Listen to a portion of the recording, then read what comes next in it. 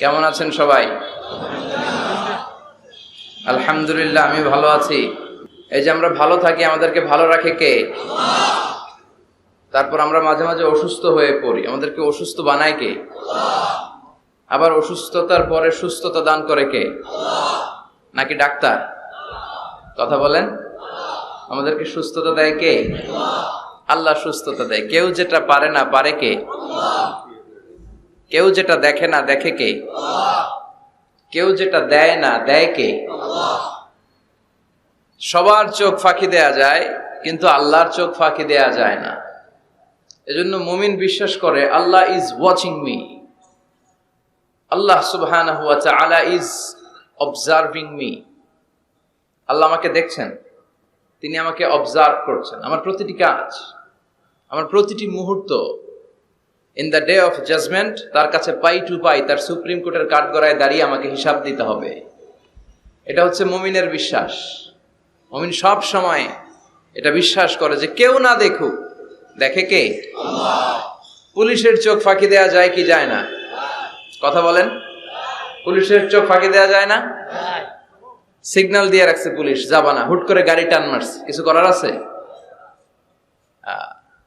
র্যাবের চোখ ফাঁকি দেয়া যায় কি যায় না?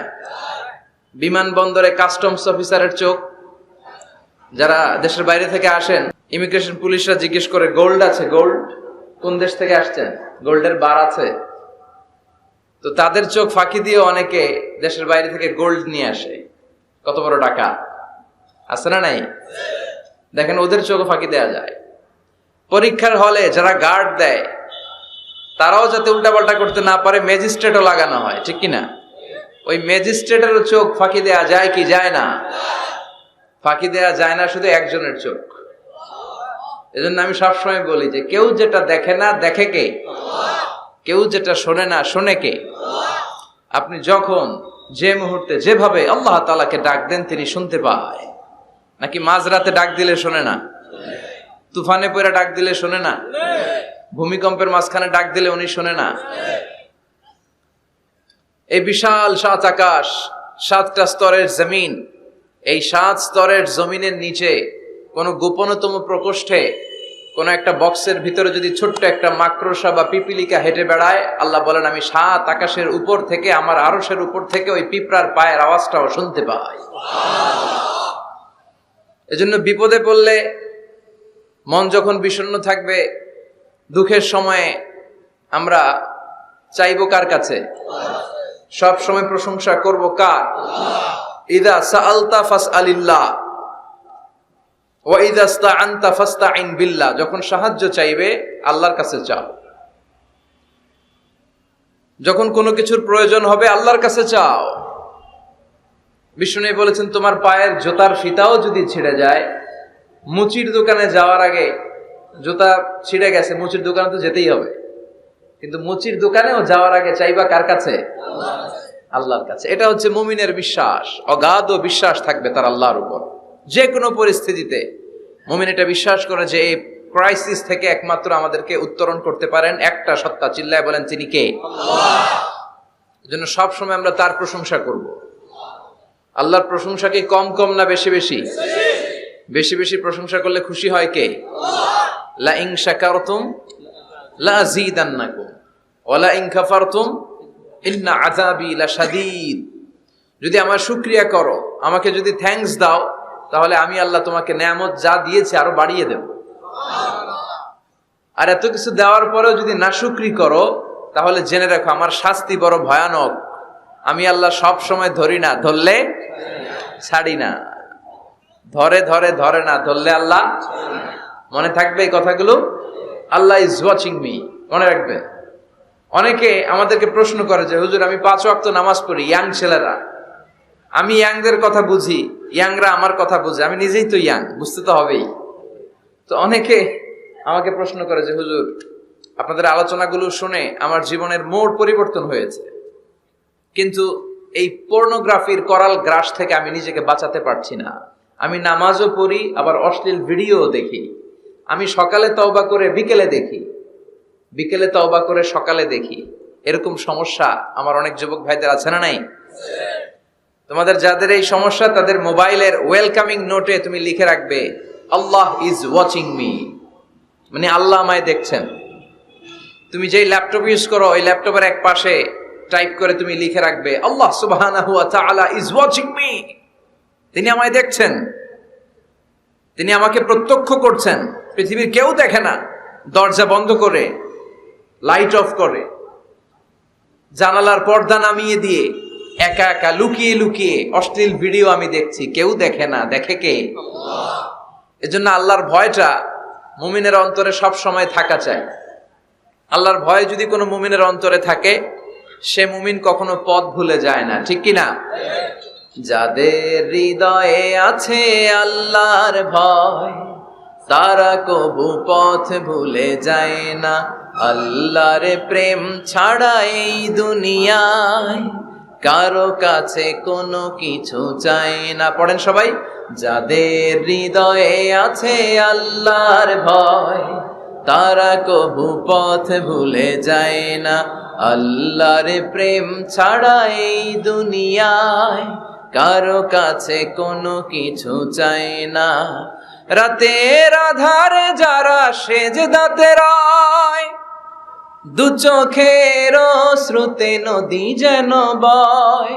ছলনার হাতছানি যতই আসুক, পেছনে ফিরেও সে তাকায় না। যাদের হৃদয়ে আছে আল্লাহর ভয়, তারা কবু পথ ভুলে যায় না। আল্লাহর প্রেম ছাড়া এই দুনিয়ায় কারো কাছে কোনো কিছু চায় না। চিল্লায় বলেন ঠিক কিনা? আল্লাহর ভয় এটা অনেক দামি জিনিস, এটার নাম হচ্ছে তাকওয়াল্লাহ। এটার নাম কি? তাকওয়া। ওমরে ফারুক উবাই ইবনে কাব রাদিয়াল্লাহু তাআলা আনহুকে জিজ্ঞেস করলো, ইয়া উবাই মা হুয়া তাকওয়া? উবাই, তাকওয়া কি? হোয়াট ইজ তাকওয়া? What is the definition of তাকওয়া? উবাই ইবনে কাব প্রশ্নের উত্তর না করে ওমরে ফারুককে আবার প্রশ্ন করে বললেন, আমা সালাকতা তরিকান যা শাউক? হে আমিরুল মুমিনিন, আপনি কি কাঁটাযুক্ত কোনো রাস্তা দিয়ে, এমন রাস্তা যে রাস্তার ডানে বায়ে সামনে পেছনে ক্যাকটাসের গুলমলতা, খালি কাঁটা, এই কাঁটাযুক্ত কোনো রাস্তা দিয়ে কি আপনি কখনো হেঁটে যান নাই? ওমরে ফারুক বললেন, বালা, আমি হেঁটে গিয়েছি। উবাই বললেন, ওই রাস্তা দিয়ে হাঁটার সময় আপনি কেমন করে হেঁটেছেন? ওমরে ফারুক বললেন, ইজতাহাদতু ওয়া ইশতাম্মারতু, আমি এমন ভাবে হেঁটে গিয়েছি যাতে আশেপাশে ডানে বায়ে কাঁটা আমার গায়ে না লাগে, আমার জুব্বায় না লাগে। আমার জুব্বাটা ধরে আঁটো সাঁটো করে সন্তপর্ণে খুব সচেতনতার সাথে আমি হেঁটে গিয়েছি যাতে কাঁটা গায়ে না বিধে। উবাই বললেন, হাযা হুয়া তাকওয়া, এটাই তো তাকওয়া, এটাই তাকওয়া। এমন ভাবে এই পৃথিবীতে আপনাকে চলতে হবে যাতে শয়তানের কোনো হাতছানি, কোনো পাপ, কোনো পঙ্কিলতা, কোনো ধরনের অশ্লীল বিষয় আপনার গায়ে পৌঁছতে না পারে। এটাই তাকওয়া। বিশ্বনবী একবার খেজুরের ডালা ভেঙে মরুভূমির মধ্যে একটা দাগ টানলেন, লম্বা দাগ টেনে সাহাবাদেরকে বললেন, হাযা সিরাতুল মুস্তাকিম, এটার নাম সিরাতুল মুস্তাকিম। তারপর ডানে বায়ে দুই দিকে অনেকগুলো ছোট ছোট দাগ কাটলেন, বললেন, হাযিহি সুবুলুশ শায়তান, ডানে বায়ের রাস্তাগুলো এগুলো শয়তানের রাস্তা। ডান দিক থেকে বাম দিক থেকে তোমাকে শয়তান হাতছানি দিবে। গানের কনসার্টে চলো, দুম্মা চলে ধুম দেখতে চলো, জুয়াবাজিতে চলো, নিষিদ্ধ পল্লীতে চলো, একটার পর একটা হাতছানি আপনাকে ডানে বায়ে সামনে থেকে পেছন থেকে আপনাকে গ্রাস করে ফেলতে চাইবে। কিন্তু মুমিন যখন সিরাতুল মুস্তাকিমের পথে একবার উঠেছে, এই পথটা শুরু হয়েছে দুনিয়া থেকে, এটার ওই প্রান্তে আছে জান্নাতুল ফেরদাউস, ঠিক কিনা? এজন্য প্রতিদিন সালাতে আমরা পড়ি ইহদিনাস সিরাতাল মুস্তাকিম। যে যুবকদের এই সমস্যা আছে, পর্নোগ্রাফির সমস্যা, এটা জাতীয় সমস্যা বাংলাদেশের জাতীয় রোগের নাম ডায়াবেটিক্স। জাতীয় রোগের নাম কি? আর যুবকদের জাতীয় সমস্যা হচ্ছে কি? পর্নোগ্রাফি। স্মার্টফোনগুলো আমাদেরকে স্মার্ট না বানিয়ে আমাদেরকে শেষ করে দিচ্ছে, ঠিক কি না?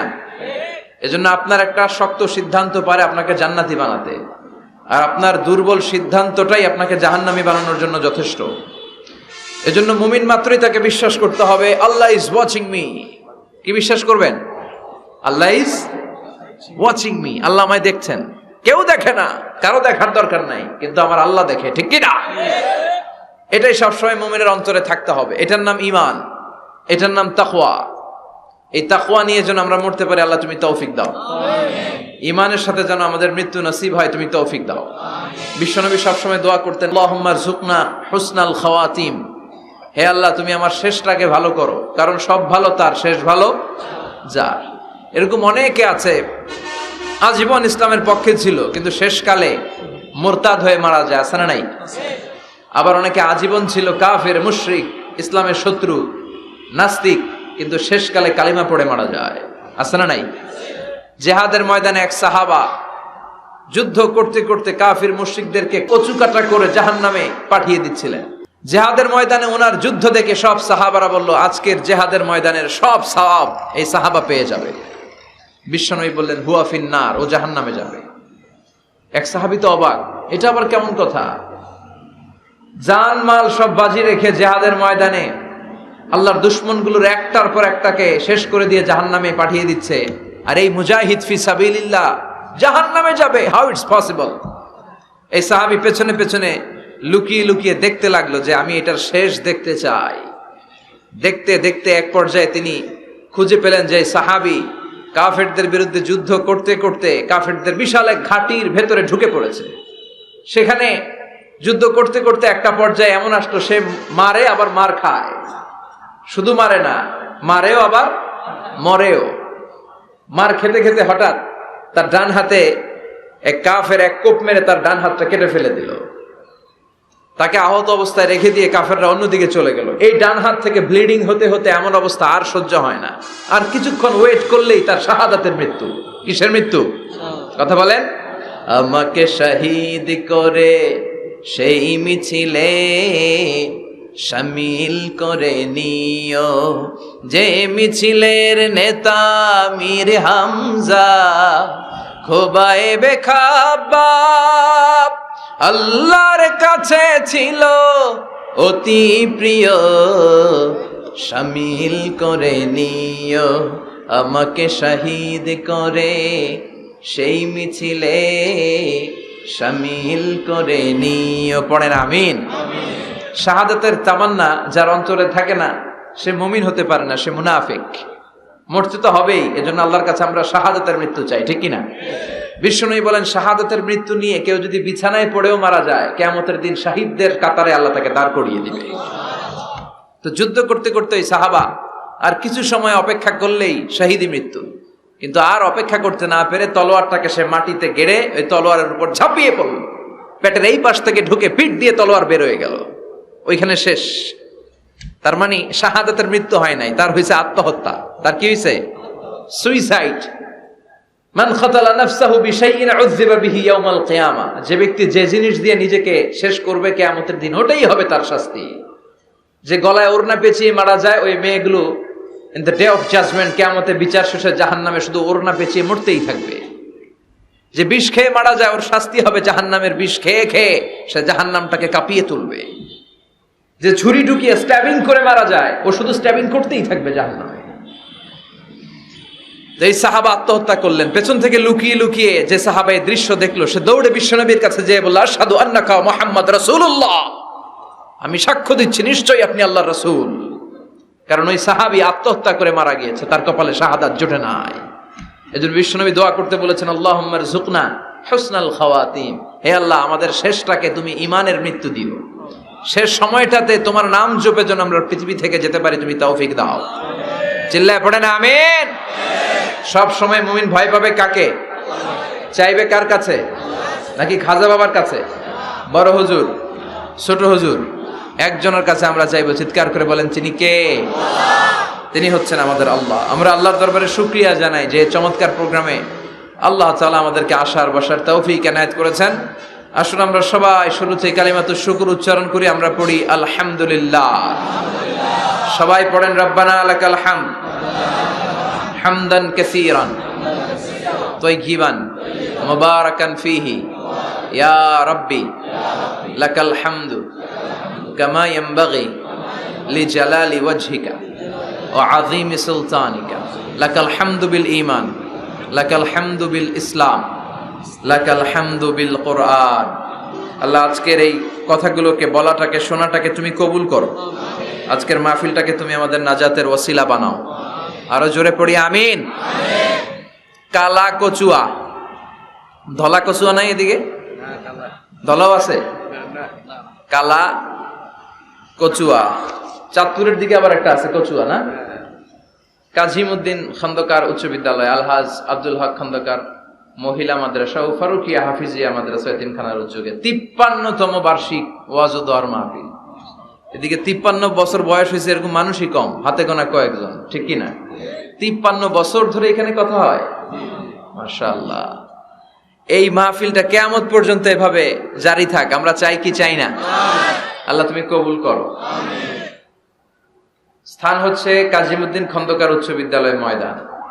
সভাপতি আলহাজ মোহাম্মদ জামাল খন্দকার সাহেব। প্রধান অতিথি অ্যাডভোকেট আব্দুল মতিন খসরু সাহেব। আমাদের মাননীয় এমপি মহোদয়, সংসদ সদস্য কুমিল্লা 5, প্রেসিডিয়াম সদস্য বাংলাদেশ আওয়ামী লীগ ও সাবেক সফল মন্ত্রী আইন বিচার ও সংসদ বিষয়ক মন্ত্রণালয়। অনেক নাম শুনেছি ওনার, দেখা হয় না। তো আজকে 2 ঘন্টা ধরে নাকি বসে আছে। আমিও আসছি দেরি করে, তারপরে এখানে একটা রেস্টুরেন্টে আমরা ডিনার করলাম। তো সবাই বারবার ফোন করে বলছিল যে এমপি সাহেব কিন্তু বসে আছে। আমি ওনার নাম শুনেছি, উনি খুব ধর্মপ্রাণ একজন মানুষ। অনেকে আছে এই বড় বড় পদগুলো পেলে ইসলামকে ভুলে যায়, এরকম ডাকাত আছে না নাই? কিন্তু আপনাদের এমপি মহোদয় ইসলাম প্রিয়, ধর্মপ্রাণ, ইসলাম সম্পর্কে জানেও বেশি, মানেও বেশি, এবং বিভিন্ন মাহফিলে উনি যান।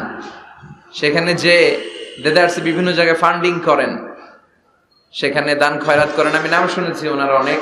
আল্লাহ ওনাকে ইসলামের জন্য তুমি কবুল করো। যতদিন বেঁচে থাকেন ততদিন যেন ইসলামের সৈনিক হিসেবে এই বাংলার জমিনে কাজ করতে পারে, তুমি তৌফিক দাও।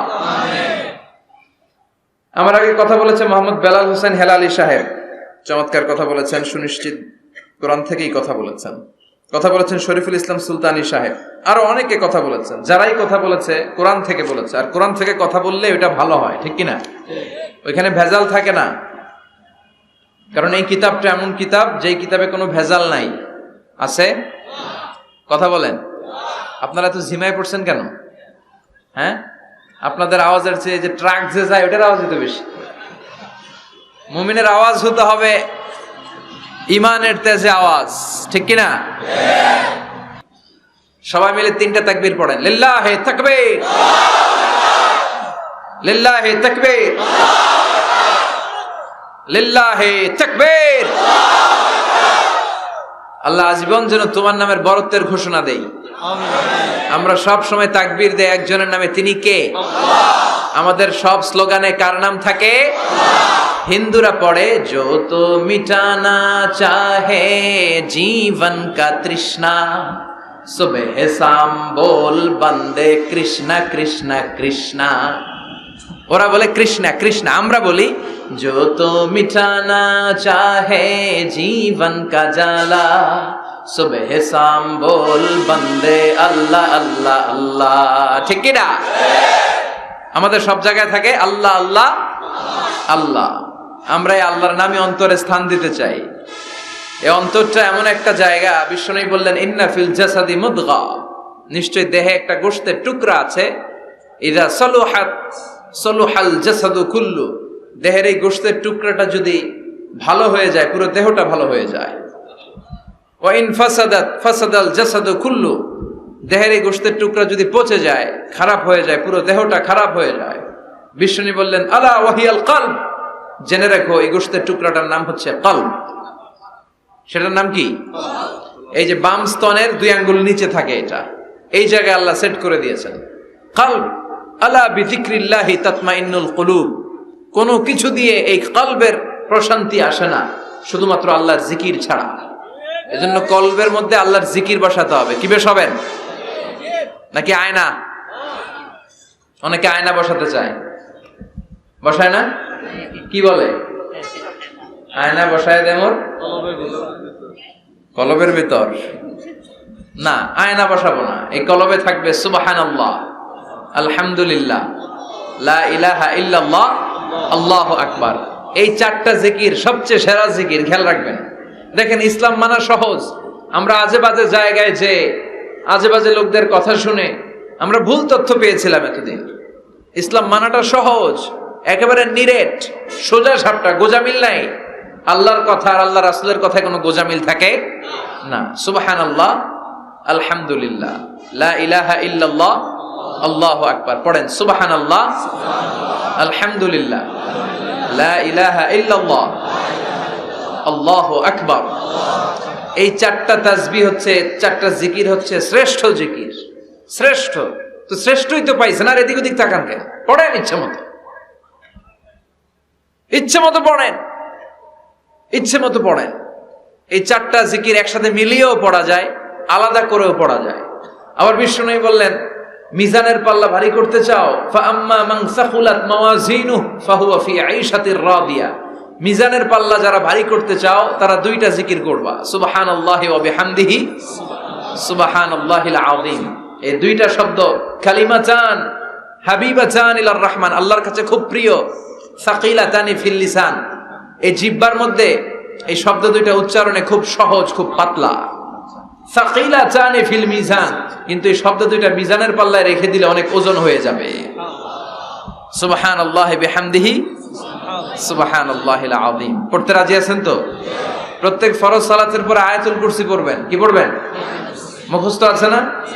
এটা পড়ে ফু দিলে কোনো জিন পড়ি, ব্ল্যাক ম্যাজিক কোনো কিছু আপনারা ধরতে পারবে না। বিষ্ণু বলেন, মান কারা আয়াতাল কুরসি দুবুরা কুল্লি সালাতিন মাকতুবা লাম ইয়ামনাহু মিন দুখুলিল জান্নাতি ইল্লাল মাউত। প্রত্যেক ফরজ সালাতের পরে কেউ যদি আয়াতুল কুরসি পড়ে, তার জান্নাতে ঢোকার ব্যাপারে আর কোনো বাধা নিষেধ থাকে না। একটা জিনিস ছাড়া, সুবহানাল্লাহ, আরেকটু পরে বলেন, একটা জিনিস ছাড়া, ইল্লাল মাউত, সেটা হচ্ছে মৃত্যু।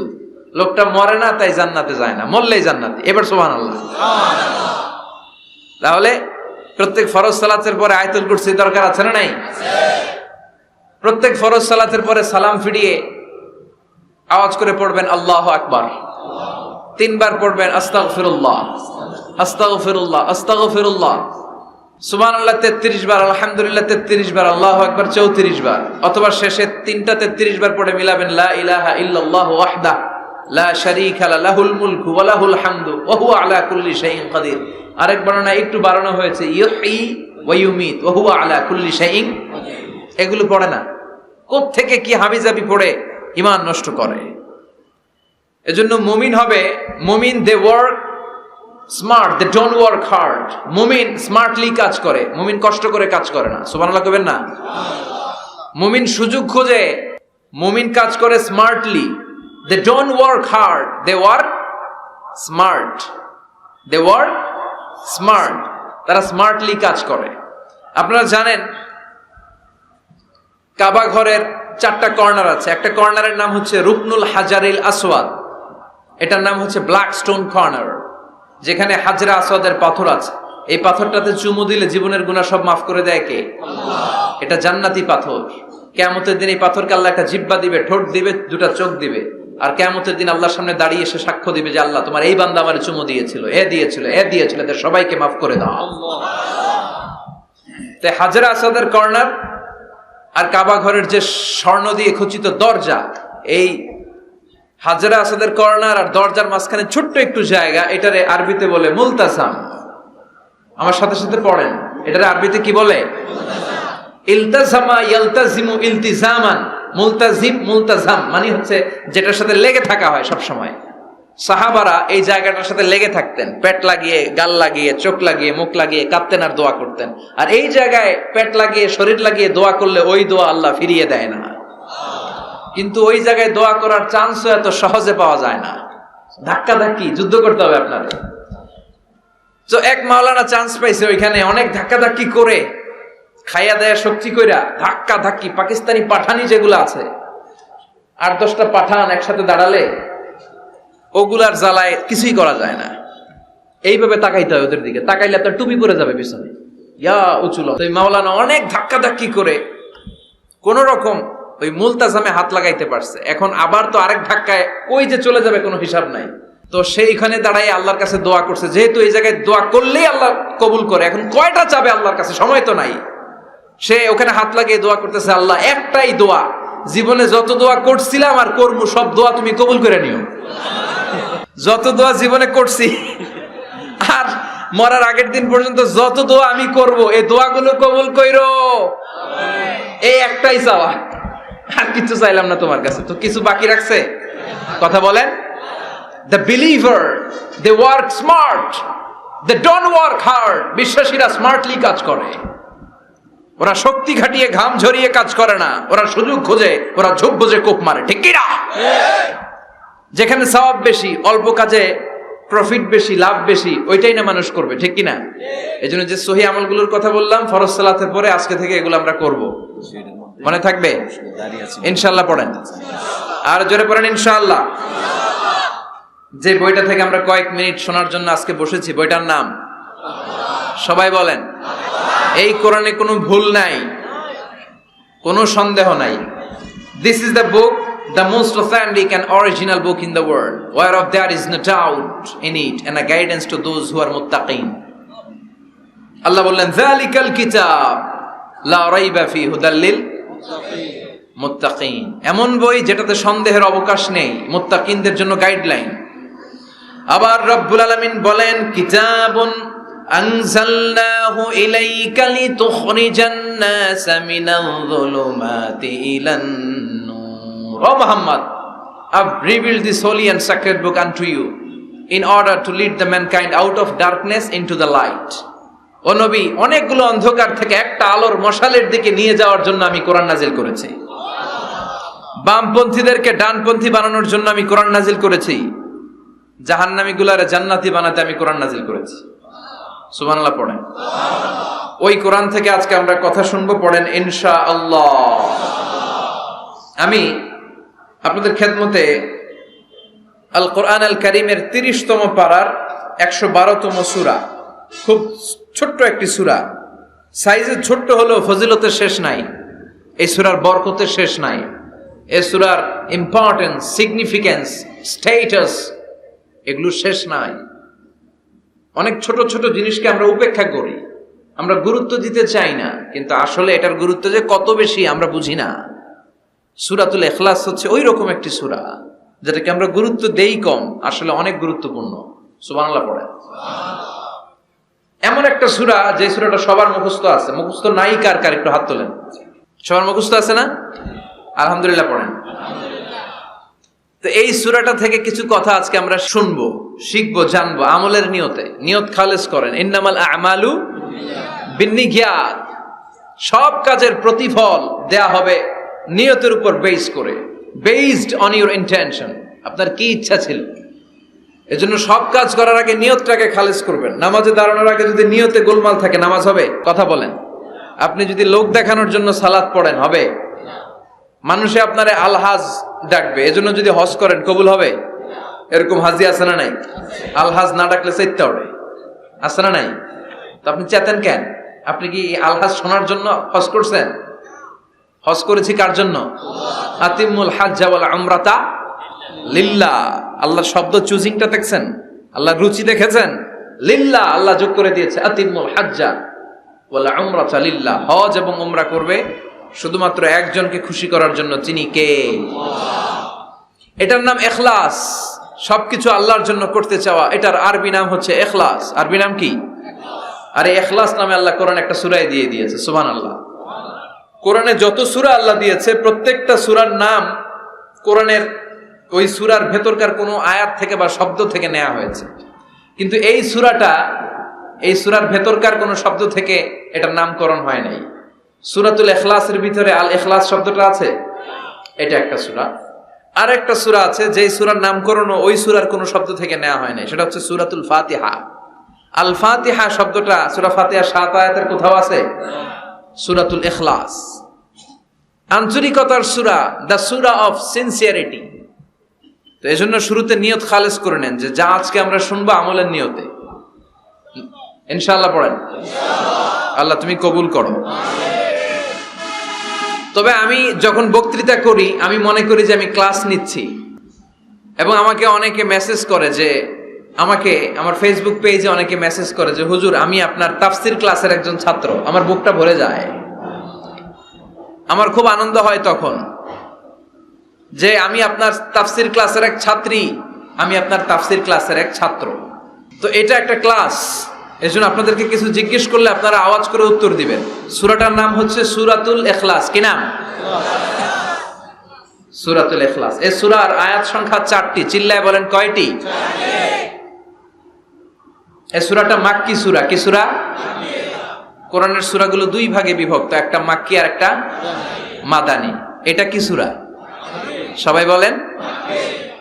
এটা কোরআনের 112তম সূরা। এই সূরায় মোট শব্দ আছে 15টা, অক্ষর আছে 47টা। আলহামদুলিল্লাহ পড়েন। সূরাটার নাম হচ্ছে সূরাতুল ইখলাস। সূরাতুল ইখলাসে শুধু এই সূরার নাম নয়, আরো অনেকগুলো নাম পাওয়া যায় এই সূরার। তন্মধ্যে একটি নাম হচ্ছে সূরাতুত তাওহীদ। সূরাতুল ইখলাসের অপর আরেকটি নাম হচ্ছে সূরাতুত তাওহীদেরি মুর্শিদ আমার মুহাম্মাদের নাম বলো, মুহাম্মাদের নাম। আল্লাহর নাম জপলে বুঝতে পারি আল্লাহরই কালাম বলো, মুহাম্মাদের নাম।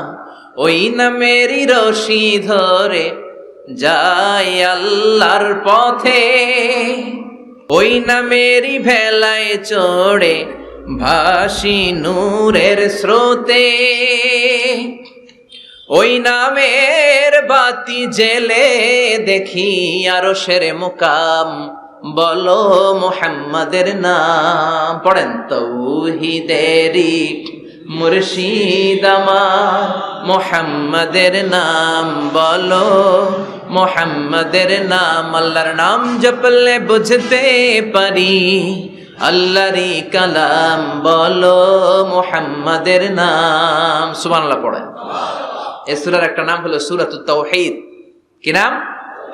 সবাই বলেন। সূরাতুত তাওহীদ। কি নাম? তাওহীদের সূরা। তাওহীদ মানে একত্ববাদ, oneness of God, oneness of creator. আমাদের স্রষ্টা যে একজন, সেটাকে আরবিতে বলে তাওহীদ। আমরা এক আল্লাহ কেন্দ্রিক সব কাজ করি। আমরা নামাজের সময় ডাকি কারে? আজানের সময়, একামতে, জবাই, কুরবানি, স্লোগান, সবকিছুতে কার নাম? এটার বলে তাওহীদ। আর এই তাওহীদের বিপরীত হচ্ছে শিরক। আল্লাহ ছাড়া অন্য কারো কাছে হাত পাতা। আল্লাহর সামনে মসজিদে যে মাথা না নুয়ে মাজারে যে মাথা নত করে বাবার কাছে চাওয়া, আছে না নাই? দয়াল বাবা রে দয়া করো আমারে, দয়াল খাজা রে দয়া করো আমারে, আছে না নাই? বাবা খাজা কেউ দয়া করতে পারে না, দয়া করার মালিক কে? আল্লাহ। এজন্য বলতে হবে দয়াল আল্লাহ রে দয়া করো আমারে। পড়েন। দয়াল আল্লাহ রে দয়া করো আমারে। মৃত ব্যক্তির কাছে কিছু চাওয়া যায় না। খেয়াল করে শুনবেন। আল মাইয়িতু ফিল কবর কাল গারিকু ফিল বাহার। সাঁতার না জানা ব্যক্তি সাগরে পড়ে গেলে যেমন অসহায়, কবরে চলে গেলে মানুষটা এরকম অসহায়, সে চেয়ে থাকে আপনারা কি পাঠাইবেন, আপনারা তার জন্য কি পাঠান, এটার জন্য সে ওয়েট করে। সে কিছু পাঠাতে পারে না, সে আপনার বিপদ থেকে উদ্ধার করতে পারে না, সে আপনার মনের আশা পূর্ণ করতে পারে না। আপনার মনের আশা পূর্ণ করতে পারে শুধু একটা সত্তা। চিল্লায় বলেন তিনি কে? এটার নাম তাওহীদ। এটার নাম কি? এজন্য খাজা বাবার দরবারেতে কেউ ফিরে না খালি হাতে। এগুলো বলবেন কখনো? কেউ ফিরে না খালি হাতে, খাজারে তোর দরবারেতে, বলে না? এটা কি সত্যি? কত দরবার থেকে কত লোক খালি হাতে ফিরে। দামি ঘড়ি পরে গেছে, ঘড়ি চুরি হয়েছে, এখন খালি হাতে ফিরে। পকেট ভর্তি টাকা নিয়ে গেছিল, টাকা চুরি হয়ে যায়, খালি পকেটে ফিরে, আছে না নাই? এক দরবার থেকে কেউ কোনোদিন খালি হাতে ফিরে না। চিৎকার করে বলেন দরবারটা কার? কেউ ফিরে না খালি হাতে, আল্লাহরে তোর দরবারেতে। পড়েন। কেউ ফিরে না। মনে থাকবে? এটার নাম তাওহীদ। এটার নাম। আর এর বিপরীত হচ্ছে শিরক। বিপরীত কি? ইন্নাল্লাহা লা ইয়াগফিরু আন ইউশরাকা বিহি ওয়া ইয়াগফিরু মা দুনা যালিকা লিমান ইয়াশা। আল্লাহ বলেন তিনি সব গুনাহ মাফ করে দিতে পারেন, সব গুনাহ তিনি ক্ষমা করে দেন, সব পাপ তিনি মার্জনা করে দেন, শুধুমাত্র শিরকের পাপ ছাড়া। কোন পাপ ছাড়া? মনে থাকবে? শিরক করছেন তো মরছেন। শিরক করেছেন তো মরেছেন। ক্যান্সারের অ্যান্সার আছে, শিরকের কোনো অ্যান্সার নাই, কারণ আল্লাহ সব মাফ করে, এটার মাফ করে না। ইন্না শিরকা লা যুলমুন আযীম, এটা মহাপাপ, সব পাপের বড় পাপ, সব পাপের বাপ, এটার নাম শিরক। এটার নাম কি? চাবো আল্লাহর কাছে, চাবো সেজদা দিব আল্লাহর কাছে, সেজদা দেব। আশা আকাঙ্ক্ষা জ্বালা যন্ত্রণা সব দূর করে দিতে পারে একজন। চিৎকার করে বলেন তিনি কে? বিশ্বনবী বলেন হাদিসে কুদসিতে আল্লাহ ফরমান, কিয়ামতের কঠিন ময়দানে পাহাড় পরিমাণ গুনাহ নিয়ে, সাগরের অথই জলরাশি পরিমাণ গুনাহ নিয়ে, ও বান্দা যদি তুমি আমার কাছে হাজির হয়ে যাও, ওই গুনার মধ্যে যদি শিরকের কোনো গুনাহ না থাকে, তাহলে আমি আল্লাহ পাহাড় পরিমাণ, সাগরের জলরাশি পরিমাণ ক্ষমার দয়া নিয়ে তোমার কাছে হাজির হয়ে যাব। লা ইন আশরাকতা লা ইয়াহবাতান্না আমালুক ওয়া লা তাকুনান্না মিনাল খাসিরিন, যদি শিরক করো তোমার সব আমল শেষ। আপনার রোজা, আপনার নামাজ, আপনার জিকির, আপনার হজ সবগুলোর বরবাদ করে দিবে কে? এজন্য আমরা যখন নামাজে দাঁড়াই, আল্লাহ বলে নামাজ পড়ে আগে ঘোষণা দে তুই মুশরিক না মুওয়াহিদ। আমরা পড়ি ইন্নী ওয়াজ্জাহতু ওয়াজহিয়া লিল্লাযী ফাতারাস সামাওয়াতি ওয়াল আরদা হানিফাও ওয়া মা আনা মিনাল মুশরিকিন। ওয়া মা আনা মিনাল মুশরিকিন, এর মানে কি? আমি মুশরিক না, আল্লাহ আমি মুশরিক না, আল্লাহ আমি মুশরিক না। আবার যখন আরাফার ময়দানে লক্ষ লক্ষ হাজী সাহেবান ইজার আর রিদা, সাদা রঙের একটা চাদর পরে, সাদা রঙের একটা লুঙ্গি পরে, চোখের পানি ছেড়ে আরাফার ময়দানে কাঁদে। আল্লাহ বলে কান্না করবি পরে, আগে বল শিরক করস নাকি? আমরা বলি লাব্বাইক আল্লাহুম্মা লাব্বাইক, লাব্বাইক লা শারীকা লাক, আল্লাহ কোনো শিরক করি না, তোমার সাথে কাউরে অংশীদার স্থাপন করি না, তুমি সব রাজার বড় রাজা, মহারাজা, তোমার সাথে কোনো শরীক নাই, তোমার সমকক্ষ মহাবিশ্বে কেউ নাই। এটার নাম তাওহীদ। এটার নাম কি? এজন্য শিরকের সাথে আমাদের কোনো ধরনের সম্পর্ক।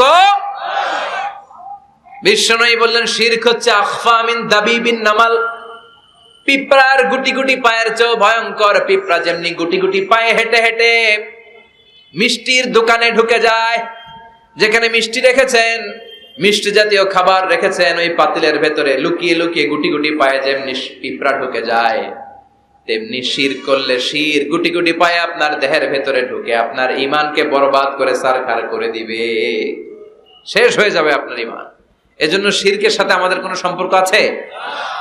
শিরকের সাথে যে সম্পর্ক নাই, তাওহীদে যে আমাদেরকে বিশ্বাসী হতে হবে, সেই লক্ষ্যে আল্লাহ তাআলা এই সূরার আরেকটা নাম দিলেন, সেটা হচ্ছে সূরাতুত তাওহীদ। সেটার নাম কি? তাহলে সূরাতুল ইখলাসে শুধু সূরাতুল ইখলাসের নাম নয়, এটার আরেকটা নাম কি মনে থাকবে সবার? এই সূরার আরেকটা নাম হচ্ছে সূরাতুল মা'রিফা। সূরাতুল, কথা বলেন, জোরে বলেন। আপনাদের জিমানি ধরছে? 2-4 জনই কয়, বাকিরা কয় না। বাকিরা কয় না, ক্লাস করুন না, আপনি পড়ায় যান। আছে না নাই? এই সূরার নাম সূরাতুল মা'রিফা। চিল্লায় বলেন কি নাম? এইভাবে উত্তর করতে হবে, মা'রিফা। মা'রিফা মানে জানা বা চিনা। মা'রিফা মানে কি? জানা বা চিনা। এই সূরা পড়লে আল্লাহরে জানা যায়, এই সূরা তেলাওয়াত করলে আল্লাহরে চিনা যায়। তাহলে যারা আল্লাহরে চিনে বেশি, আল্লাহরে জানে বেশি, আল্লাহরে মানে বেশি, তারাই মারেফতের লোক। কথা কন? কিন্তু আমগো বাংলাদেশে এটার নাম দিয়েছে মারেফত। মারিফা এটার নাম দিয়েছে কি? মারে, আসলে মাইরের পথ। ঠিক কি না? ইসলামের সৌন্দর্য, the beauty of Islam, the distorted the beauty of Islam. ইসলামের সৌন্দর্যকে তারা নষ্ট করেছে। এরকম আছে না? নামাজ পড়ে না, রোজা রাখে না, পর্দা করে না, চুলের মধ্যে জট পাকিয়ে রাখে, লাল শালু পরে ঘুরে বেড়ায়, আর বলে কলব পরিষ্কার তো সব পরিষ্কার।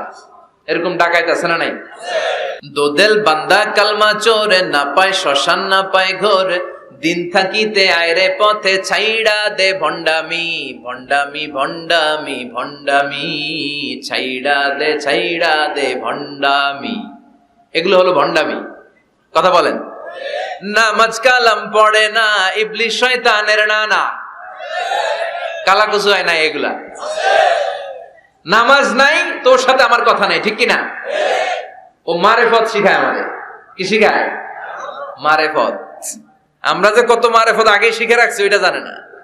যারা ইখলাসের সাথে আল্লাহর উপর তাওয়াক্কুল করে ওরা হচ্ছে আহলুল মারেফা। চিল্লায় বলো ঠিক কিনা? নামাজ রোজা করে না, ইবলিস শয়তানের নানা, ধর্মের একখান খুঁটি ধইরা কয়দিন করবা হয়রানি। ভণ্ডামি ভণ্ডামি ভণ্ডামি, ছাইড়া দে ভণ্ডামি। এরকম ভণ্ড আছে না নাই? এদের সাথে ইসলামের কোন সম্পর্ক? এই সূরার নাম সূরাতুল মারিফা। এই সূরা পড়লে আল্লাহরে জানা যায়, আল্লাহরে চেনা যায়, ঠিক কিনা? তাহলে শিখলেন এই সূরার একটা নাম সূরাতুত তাওহীদ, আরেক নাম সূরাতুল মারিফা। এই সূরার আরেকটা নাম সূরাতুস সামাদ। সূরাতুস, কেননা এই সূরার ভেতরে সামাদ শব্দটা আছে না নাই? সামাদ কার নাম? কথা বলেন। আল্লাহর নাম। সামাদ মানে হচ্ছে অমুখাপেক্ষী, যিনি কারো কাছে চায় না, সবাই তার কাছে চায়। তিনি কে? তিনি আল্লাহ। এটার নাম সূরাতুস সামাদ। সামাদ মানে অমুখাপেক্ষী। সামাদের বিপরীত শব্দ হচ্ছে সনাম। সামাদের বিপরীত কি? সানাম মানে মূর্তি। সানাম মানে মূর্তি। জাহেলি যুগে বিশ্বনবীর কাছে যখন সর্বপ্রথম তাওহীদের দাওয়াত আসলো, ওই সময়ে একটা লোক মূর্তির পূজা করত, মূর্তিটারে খুব দেখভাল করত, যত্ন করত, আদর সোহাগ করত। আর রাত্রিবেলা এটার সামনে মিষ্টি দই হালুয়া চিরা রাইখা কেঁদে কেঁদে মনের জ্বালার কথা মূর্তির কাছে কইত। সে ভাবতো এটাই আমার বড় খোদা। সে কি ভাবতো? এটাই আমার, এটারে বললেই এটাই আমার বিপদ থেকে মুক্তি দিবে, আমাকে পরিত্রাণ দিবে, আমাকে সেভ করবে এটা। এভাবে সে আল্লাহকে বাদ দিয়ে মূর্তির ইবাদত করত, মূর্তিকে খুব যত্ন করত। একদিন কোন এক কাজে মূর্তিটাকে রেখে সে ঘরের বাইরে গেল, এক পাশে গেল। কাজ শেষে এসে দেখে তার এই মূর্তির গায়ে পানি। মূর্তিটাকে দেখতে মনে হচ্ছে যে কে যেন গোসল করায় গেছে, পানি। তো সে ভাবলো যেহেতু আমার খোদার গায়ে পানি, এটা নিশ্চয়ই ভালো পানি হবে। He thought it is the water of mercy and blessings. সে ভাবলো it could be the water of rahma. এটা মনে হয় রহমতের পানি হবে, যেহেতু খোদার গায়ে পানি। তো রহমতের গায়ে পানি শুকিয়ে যাওয়ার আগে খেয়ে ফেলি, তাহলে সব রহমত ঢুকবে কই? পেটে। When he thought it is the water of rahma, water of mercy and blessings, he started to suck it with his tongue. সে জিহ্বা দিয়ে চাটতে শুরু করছে, চেটে চেটে সব রহমত নিয়ে নিচ্ছে পেটে। When he started to suck it, he found the taste is little bit bitter. The taste is weird. জিহ্বা দিয়ে যখন চাটতে শুরু করছে তখন সে পেল যে এটার স্বাদটা কেমন যেন কটা কটা লাগে, লবণাক্ত, একটু টক টক, হাজমুলার মতো লাগে। কিসের মতো? কিরে এরকম লাগে কেন? If it is the water of mercy, it should be sweeter. এটা যদি রহমতের পানি হয় এটা সুইট হবে, মিষ্টি হবে। এটা টক লাগে কেন? কটা লাগে কেন? ঘটনা কি? খুঁজতে লাগলো ডানে বায়ে। খুঁজতে খুঁজতে দেখে ঘরের পাশেই দুইটা খ্যাকশিয়া। অনেকে এই বর্ণনাটা দিতে যে কুকুরের কথা বলে, কিন্তু হাদিসে এসছে খ্যাকশিয়া, সালাবান, দুইটা খ্যাকশিয়া। দেখতো যে একটা খ্যাকশিয়াল এখনো পা উঁচু করে রাখছে, মাঝখান থেকে রহমতের পানি এখনো কিছু পড়ছে। Just dropping the water of রাহমা, এখনো পড়তেছে টপ টপ। বোঝা যায় না? বোঝা যায়। টনক নড়েছে তার ঘুমন্ত বিবেক এবার জেগেছে। এবার সে চিন্তা করলো, হায় হায়, এতক্ষণ ভাবছি রহমতের পানি, এখন দেখি কুত্তার মুত, এখন দেখি খ্যাকশিয়ালের পেশাব। সর্বনাশ, কি করলাম? এতটা বছর, এত টাকা, এত পয়সা, এত আদর সোহাগ যত্ন এটারে দিলাম, কি দিল তার বিনিময়ে সে আমাকে?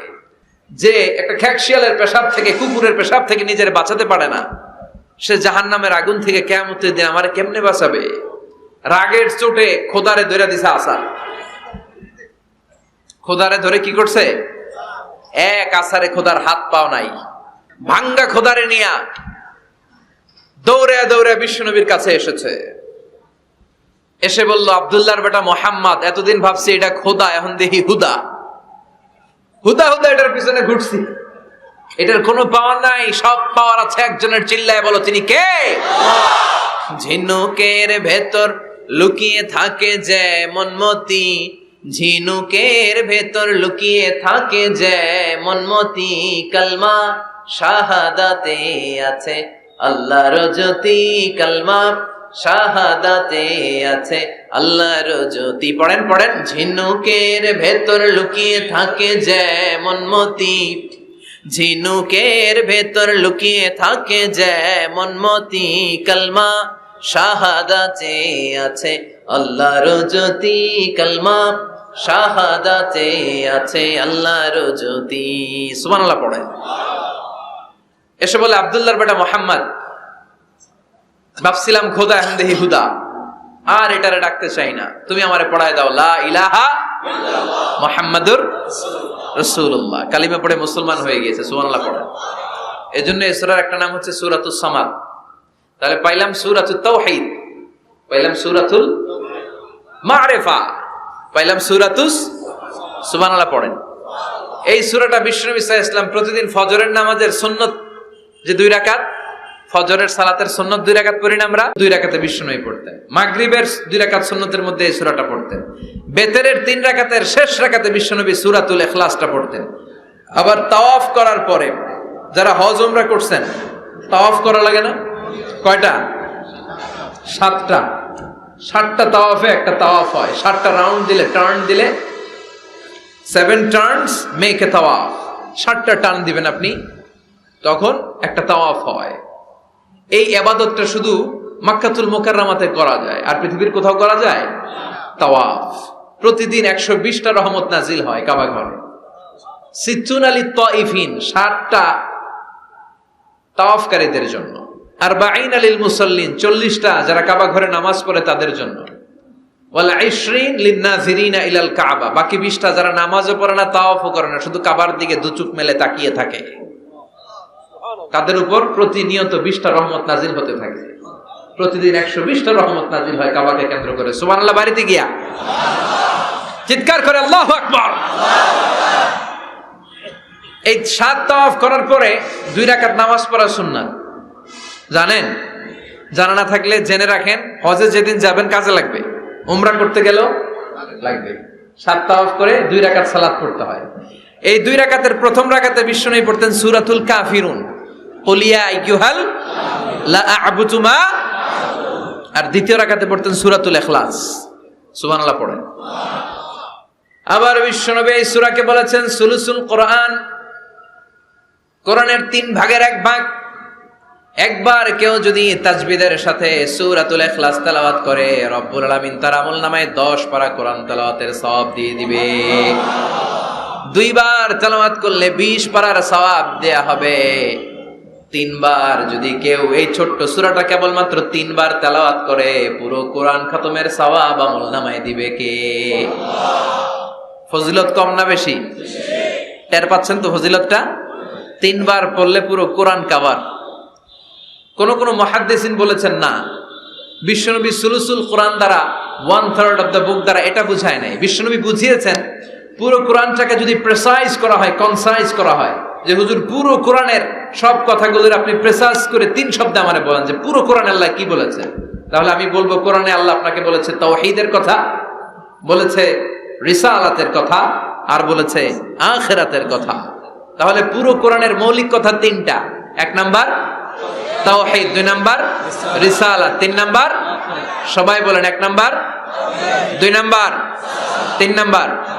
যেহেতু এই সূরাটা তাওহীদ নিয়ে কথা বলে, যেহেতু এই সূরাটা তাওহীদের রূপরেখা অঙ্কন করেছে, সেহেতু কেউ যদি এই সূরাটা পড়ে কেমন যেন সে কোরআনের 3 ভাগের 1 ভাগ তেলাওয়াত করে ফেললো। কোন সুবহানাল্লাহ। এজন্য এটাকে বিশ্বনবী বলেছেন সুলুসুল কোরআন, 1/3 অফ দ্য বুক। হয় একবার পড়লে 10 পারা, 2 বার 20 পারা, 3 বারে পুরো খতম, না হয় অন্তত তাওহীদের সব বিষয়গুলো আপনার অন্তরের মধ্যে ঢুকে যাবে। চিল্লায় কোন আল্লাহু আকবার। অনেক বরকতের সূরা। বিশ্বনবী মুহাম্মদ রাসূলুল্লাহ সাল্লাল্লাহু আলাইহি ওয়াসাল্লাম মক্কা থেকে মদিনায় হিজরত করে আসলেন। মদিনায় যাওয়ার আগে কোবা পল্লী, যারা হজ উমরায় গিয়েছেন, মক্কা থেকে মাত্র 5 কিলোমিটার দূর একটা মসজিদ আছে, মসজিদে কোবা। প্রতিদিন শনিবার বিশ্বনবী মসজিদে নববী থেকে কোবা মসজিদে হেঁটে হেঁটে যে 2 রাকাত নামাজ পড়তেন। কেউ যদি অজু করে, ঘর থেকে অজু করে যে কোবার মসজিদে নামাজ পড়ে, তার আমল নামে আল্লাহ একটা কবুল উমরা হজের সওয়াব দিয়ে দিবে। এজন্য দেখবেন প্রতি শনিবারে কোবা মসজিদে ভিড়। আমি যতবার গিয়েছি সৌদিতে, প্রত্যেক শনিবারে ওখানে জিয়ারত করেছি। শনিবারে যে কুবা মসজিদে আপনি নামাজ পড়বেন। এই কুবা মসজিদ তৈরি করে বিশ্বনবী চলে আসলেন মদিনাতুল মুনাওয়ারাতে। এসে তিনি জায়গা চুজ করলেন, কোথায় হবে আমার মসজিদ, লোকেশন চুজ করলেন। বিশ্বনবী লোকেশন চুজ করতে পারতেন খুব ভালো, খুঁজে খুঁজে এমন একটা জায়গা তিনি বাছাই করলেন, সেন্টার অফ দ্য সিটি, এটা শহরের একেবারে মাঝখানের জায়গা। বিশ্বনবী বললেন এই জায়গা আমার লাগবে। সুবহানাল্লাহ কইবেন না? কি জ্ঞান, কি বুদ্ধিমত্তা, কি ফিলোসফি ছিল বিশ্বনবীর। সব জায়গায় বিশ্বনবীর এই অভাবনীয় বুদ্ধিমত্তা। বিশ্বনবী যখন কোনো যুদ্ধে যেতেন, যুদ্ধ ডান দিকে, যুদ্ধ কোন দিকে? কিন্তু সেনাপতি নিয়ে বের হইতেন বাম দিকে, বের হইতেন বাম দিক দিয়ে, গুইরা টুইরা ওই দিকে যাইতেন। সুবহানাল্লাহ কইবেন না? যাতে কেউ কল্পনাই করতে না পারে কোথায় অ্যাটাক করবে উনি। এটা হচ্ছে সেনাপতির যুদ্ধ কৌশল। বিশ্বনবীর যুদ্ধ যদি হতো বাম দিকে, উনি বের হইতেন ওই দিকে। বিশ্বনবীর যুদ্ধ হলো সামনে, মদিনা থেকে তিনি পিছনের রাস্তা দিয়ে অনেক দূরে চলে যেতেন, সেখান থেকে মরুভূমির পথ পাড়ি দিয়ে তারপর যুদ্ধের ময়দানে যেতেন। বুদ্ধিমত্তা, intellectual power. He was a very good mediator ever in the world. পৃথিবীর সবচাইতে বেশি কূটনৈতিক বুদ্ধি সম্পন্ন মানুষ করে আল্লাহ তাআলা বিশ্বনবীকে বানিয়েছেন। ওয়াজ এ ভেরি গুড মিডিয়েটর। মধ্যস্থতা করতে পারতেন ভালো, সালিস করতে পারতেন ভালো। সালিস আমরা বাংলায় বলি সালিশ, আসলে শব্দটা সালিস, আসানি আসালিস। আমার আপনার মধ্যে ঝগড়া, তো আমি এক আপনি দুই, আরেকজন লাগবে কি? তিন নাম্বার, সালিস। এটাকে বলে সালিশ। সালিশই করতে পারতেন বিশ্বনবী, চমৎকার। স্বামী স্ত্রীতে ঝগড়া হইলে মিলাই দিতেন। কত ফাতেমা আর আলীর ঝগড়া মিলাই দিয়েছেন তার হিসাব নাই। সুবহানাল্লাহ কইবেন না? হি ওয়াজ এ ভেরি গুড মিডিয়েটর। ভালো মধ্যস্থতাকারী ছিলেন। স্ত্রীদের মধ্যেও ঝগড়া লাগতো, বিশ্বনবীর স্ত্রীদের মধ্যেও খুনসুটি হতো, ঝগড়া। বিশ্বনবীর একমাত্র ভার্জিন কুমারী স্ত্রী ছিল আয়েশা রাদিয়াল্লাহু তাআলা আনহা। ওনার বাড়িতে বিশ্বনবীর আরেক স্ত্রী, খুব সম্ভবত হাফসা বা সফিয়া, কোন বর্ণনা এসেছে পায়েস, কোথাও এসেছে ঝোলওয়ালা তরকারি হাদিয়া নিয়ে আসছে, যে এটা আপনারা দিলাম। মা আয়েশা তরকারি দেখে রেগে গেলেন, আমার ঘরে তরকারি দিছো কেন? আমি রাঁধতে পারি না? আমি নিজ হাতে রান্না করে বিশ্বনবীরে খাওয়াবো। রেগে মেগে তরকারির ঝোল নিয়ে সাফিয়ার বা হাফসার গালের মধ্যে মেখে দিয়েছে। হাফসা যে বিশ্বনবীর কাছে বলে, ইয়া রাসূলুল্লাহ, কুমারী বউ তো আদর করছেন বেশি, লাই দিয়া কই তুলছেন দেখেন। ও নবী, আমি পায়েস নিয়েছিলাম আর ঝোল করা তরকারি নিয়েছিলাম, ভেবেছিলাম আপনিও খাবেন, আয়েশাও খাবে। আয়েশা কয়, আমি কি রাঁধতে জানি না? নিয়ে আসলা কেন আমার ঘরে, দিলা কেন? আমি রাঁধতে জানি, নিয়ে যাও। শুধু আমার তরকারিটা প্রত্যাখ্যান করে নাই, তরকারির ঝোল আর পায়েস দিয়ে আমার গালের মধ্যে কসমেটিক্স বানায়া দিছে। এই যে গাল দেখেন, দলিল নিয়ে আসছি, দেখেন কি করছে। বিশ্বনবীর পদ্ধতি ছিল, বিচার কেউ দিলেই he never take any action, he never react anymore. কখনো উনি অ্যাকশনে যেতেন না, উনি দুই পক্ষের কথা শুনতেন। সুবহানাল্লাহ পড়েন। আর আমাদের বিচার করতে গেলে একজনের কথা শুনে আরেকজনের বাস আছে না নাই? বললেন আয়েশারে ডাকো। আয়েশা, এমন করেছো? করেছি। কেন করেছো? বলে, ইয়া রাসূলুল্লাহ, মাথাটা গরম ছিল,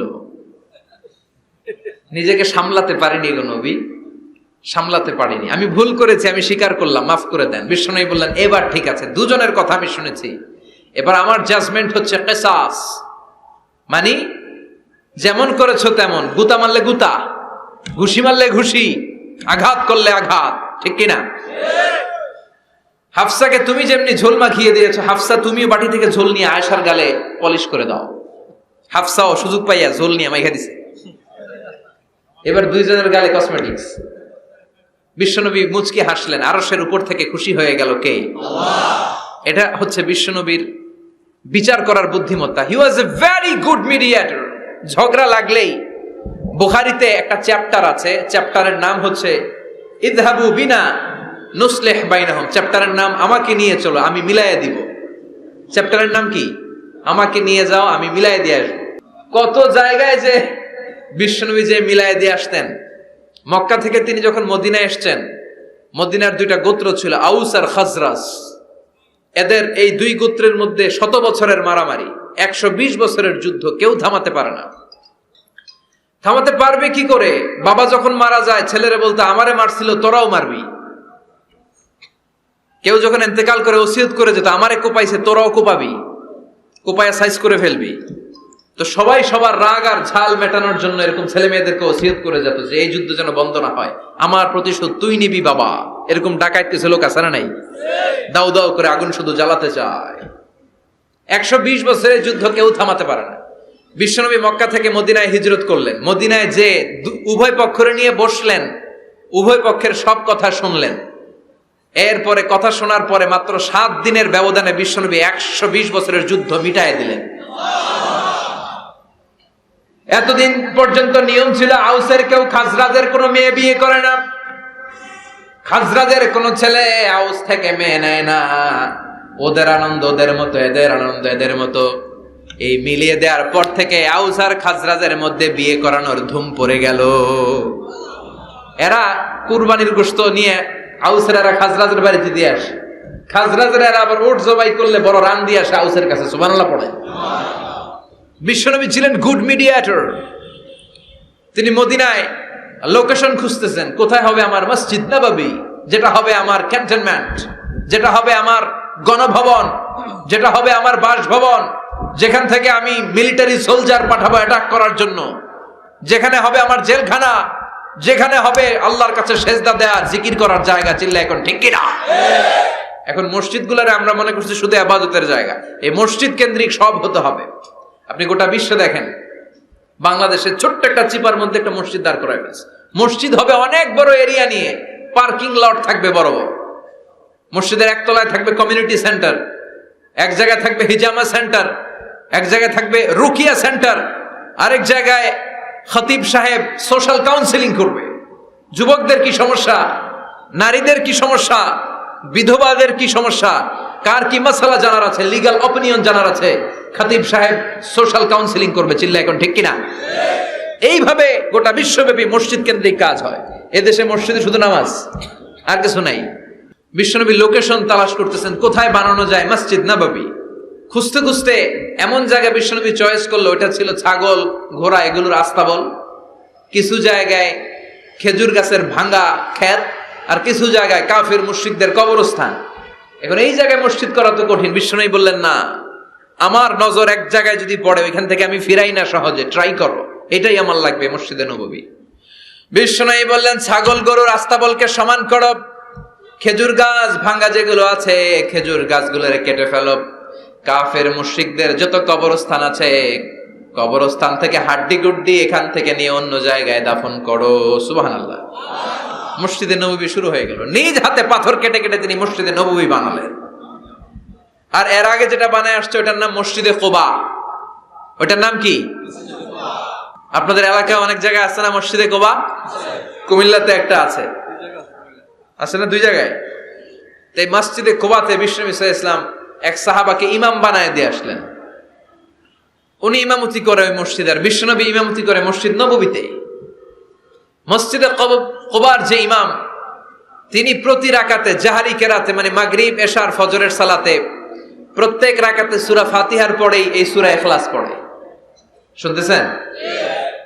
প্রত্যেক রাকাতে সূরা ফাতিহার পরে কি পড়ে? ইখলাস। মাগরিবের প্রথম রাকাতেও ইখলাস, দ্বিতীয় রাকাতেও ইখলাস, এশার প্রথম রাকাতে ইখলাস, দ্বিতীয় রাকাতেও ইখলাস। ইখলাস পরে এরপর অন্য একটা সূরা পড়ে, কিন্তু শুরু করে ইখলাস দিয়ে। ফজরের প্রথম রাকাতেও ইখলাস, দ্বিতীয় রাকাতেও। মুসল্লিরাকে পাইছি কি? পাইছি কি? খালি ইখলাস, খালি ইখলাস। যে ধরছে, আপনি পাইছেন কি বলেন? ইমাম সাহেব বলে, কিছুই পাই নাই, আমার মন চায় আমি পড়ি, তোর মন চাইলে তুই পড়, নাইলে যা। তোর কমিটির সভাপতি সেক্রেটারি এই মসজিদের ইমাম হিসাবে আমার নিয়োগ দেয় না, নিয়োগ দিছে বিশ্বনবী। আমার নিয়োগ যদি বাতিল করতে হয় লাগবে বিশ্বনবীরে তুই ভাগ। তোমার মনে চাইলে পড়ো, নাইলে অন্য মসজিদে পড়ো, যাও মিয়া। এটা তো সভাপতির সেক্রেটারির নিয়োগ দেয়া মসজিদ না, এটা নিয়োগ দিয়েছে বিশ্বনবী। ঠিক কিনা? নিয়োগ বাতিল করলো কে করবে? বিশ্বনবী। সবাই বিশ্বনবীর কাছে যে বললো, ইয়া রাসূলুল্লাহ, এমন ইমাম আপনি দিয়ে আসছেন, উনি ইখলাস ছাড়া আর কিছু পড়ে না। বিশ্বনবী বললেন, তাই নাকি? এমন করে কেন? ডেকে আনো। ডেকে আনা হলো। বিশ্বনবী বললেন, ওরে সাহাবী, ঘটনা কি হাসা? কয় হাসা। প্রতি রাকাতে সূরা ইখলাস পড়ো, তোমার কি কোরআন থেকে অন্য কোন সূরা মুখস্থ নাই? সাহাবী বলে, নবী, সব মুখস্থ আছে, কিন্তু এই সূরাটা আমার পড়তে ভালো লাগে, কারণ ফিহি সিফাতুর রহমান, এই সূরার ভেতরে আমার আল্লাহর পরিচয় আছে গো নবী। আমার আল্লাহর পরিচয়টা খুব সুন্দর করে দেয়া, আমার রবের কথা এই সূরার পরতে পরতে পাওয়া যায়। এজন্য এই সূরাটা পড়তে আমি বড্ড ভালোবাসি। বিশ্বনবী বললেন, ইমামতি যাবে না, তোরটা পার্মানেন্ট হয়েছে। আল্লাহু আকবার। তোর ইমামতি পার্মানেন্ট করে দিলাম, যেমনে পড়াইতি এমনিই পড়াবি। প্রতি রাকাতে এই সূরাতুল ইখলাস তুমি পড়ো, সমস্যা নাই। এই যে তুমি সূরাতুল ইখলাস পড়ো, সূরাতুল ইখলাসকে ভালোবাসো, আল্লাহ বলেছেন এই ইখলাসের ভালোবাসার কারণে কিয়ামতের দিন আল্লাহ তোরে জান্নাতে ঢুকায়া দিবে। ইখলাসের ভালোবাসার কারণে আনতা মিন আহলিল জান্নাহ, তুমি জান্নাতে যাবা। হুব্বুকা ইয়াহা ইউদখিলুকাল জান্নাহ, এই সূরার ভালোবাসায় তোমার জান্নাতে ঢুকায়া দিবে। সুবহানাল্লাহ পড়েন। এজন্য সূরা বেশি বেশি পড়তে রাজি আছেন তো? বিশ্বনবী তাবুকের যুদ্ধে গেলেন। তাবুকের ময়দানে বিশাল যুদ্ধের ময়দান, বিশ্বনবী 30,000 সৈন্য নিয়ে গিয়েছেন। আর খ্রিস্টানদের সৈন্যদের সংখ্যা হচ্ছে প্রায় 40,000। কিন্তু বিশ্বনবী যুদ্ধে এসেছেন শুনে খ্রিস্টান বাদশা দৌড়, সৈন্যবাহিনী নিয়ে সব পালায় গেছে। যুদ্ধ ছাড়াই বিশ্বনবীর বিজয় দিছে কে? বিশ্বনবী তো মহা খুশি, আল্লাহর শুকরিয়া আদায় করলেন। যুদ্ধের ময়দানে বিশ্বনবী দাঁড়িয়ে আছেন, হঠাৎ দেখলেন সাইয়েদনা জিব্রাইল আকাশ থেকে জমিনে নেমে আসছে। জিব্রাইলকে আল্লাহ তাআলা 600 পাখা দিয়েছিলেন। সহিহ মুসলিমের বর্ণনা, রাআ রাসূলুল্লাহি জিবরিলা ওয়া লাহু 600 জানাহ। 600 পাখা। কয়শো? 600 পাখা মেলে সাইয়েদনা জিব্রাইল নেমে আসছেন। ওনার পাখার কারণে সূর্যের আলো পৃথিবীর মধ্যে পড়তে বাধা সৃষ্টি হচ্ছে। অন্ধকার দেখে বিশ্বনবী তাকিয়ে দেখে জিব্রাইল একা না, জিব্রাইলের সাথে হাজার হাজার ফেরেশতার বহর। বিশ্বনবী বললেন, কত ফেরেশতা এসেছে? কয় 1,40,000। সাইয়েদনা জিব্রাইল বললেন, ও নবী, আপনি যুদ্ধের ময়দানে আল্লাহর শুকরিয়া করেন, আর ওই মদিনাতে আপনার কলিজার টুকরা সাহাবী মুআবিয়া ইবনে মুআবিয়া আল মুজানি একটু আগে শেষ নিঃশ্বাস ত্যাগ করেছে গো নবী। বিশ্বনবী পড়লেন, ইন্না লিল্লাহি ওয়া ইন্না ইলাইহি রাজিউন। সাইয়েদনা জিব্রাইল বলেন, নবী, এইমাত্র মুআবিয়া ইবনে মুআবিয়া আল মুজানি দুনিয়া থেকে বিদায় নিয়েছে, আপনি কি তার রূহের মাগফিরাতের জন্য গায়েবানা জানাজা পড়বেন না? বিশ্বনবী বললেন, অবশ্যই পড়ব। সাহাবাদের মধ্যে ঘোষণা দিয়ে দিলেন, সবাই ওযু করে আসো। যুদ্ধের ময়দানে আল্লাহ আমাদেরকে বিজয় দিয়েছে, আর খবর পেলাম মদিনাতে আমার সাহাবা মুআবিয়া ইন্তেকাল করেছে। মুআবিয়ার রূহের মাগফিরাতের জন্য আমরা গায়েবানা জানাজা পড়ব। পড়েন সুবহানাল্লাহ। গায়েবানা জানাজা কি বুঝেন? লাশ থাকে না সামনে, লাশ নাই, 4 তাকবীরে এটা আপনি পড়তে পারেন, এটা আপনি পড়তে পারবেন। লাশ নাই কিন্তু তার জন্য দোয়ার জন্য পড়তে পারবেন। জানাজা মানেই দোয়া, দোয়া লিল মাইয়িত।